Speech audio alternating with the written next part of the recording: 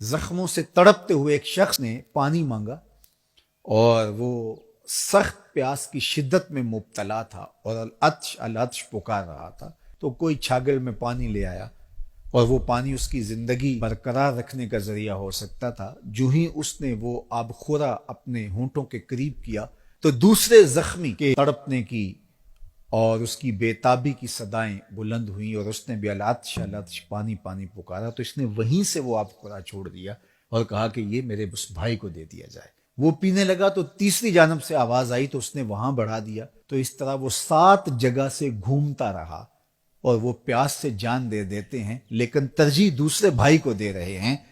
یہ تھا دوسرے کے لیے پسند کرنے کا جذبہ، اور آج ہماری صورتحال اس سے مختلف ہے۔ اس لیے آج ایک ماں کے بیٹے، ایک باپ کے بیٹے ایک دوسرے کے لیے سینوں میں نفرت رکھے ہوئے زندگی کو کتنی تلخی سے بسر کر رہے ہیں۔ زندگی محبت سے گزرتی ہے، نفرتوں سے نہیں گزرتی۔ جب آپ کا دل کشادہ ہوگا، دل کا شیشہ صاف ہوگا، یہ شفافیت زندگی میں جمال پیدا کرے گی، زندگی میں خوبصورتی پیدا کرے گی۔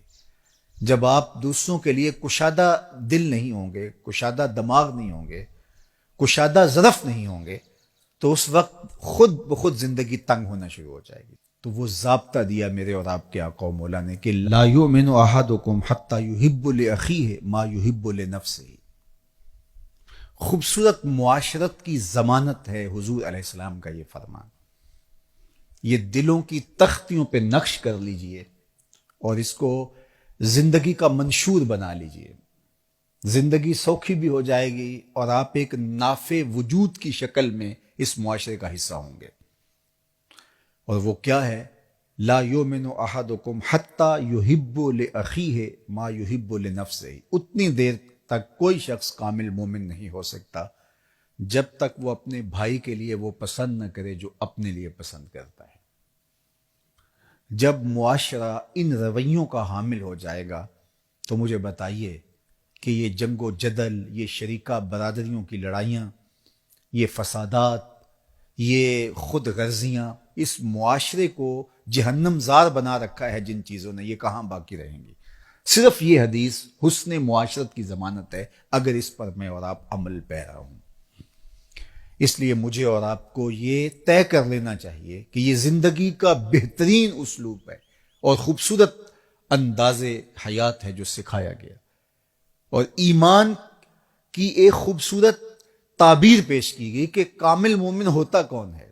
ہم نے ایمان، صوم و صلات کو قرار دے دیا ہے۔ اس میں کوئی شک نہیں کہ صوم و صلات کے بغیر ہمارا دین مکمل نہیں ہوتا، لیکن جس طرح صوم و صلات، عبادات اور دیگر چیزیں ہمارے اوپر لازم اور ضروری ہیں، رویوں کی خوبصورتی بھی اسی طرح ہمارے اوپر لازم اور ضروری ہے، اور اس کی جو تربیت ہے وہ ان اصولوں پر ہوگی۔ تو آئیے میں اور آپ ذرا اپنے اندر جائزہ لیں کہ ہمارے وجود کی وجہ سے، ہمارے انداز کی وجہ سے کسی دوسرے کو تکلیف تو نہیں پہنچ رہی، اور ہم کیا جو اپنے لیے سوچ رہے ہیں وہ دوسروں کے لیے سوچتے ہیں یا نہیں سوچتے۔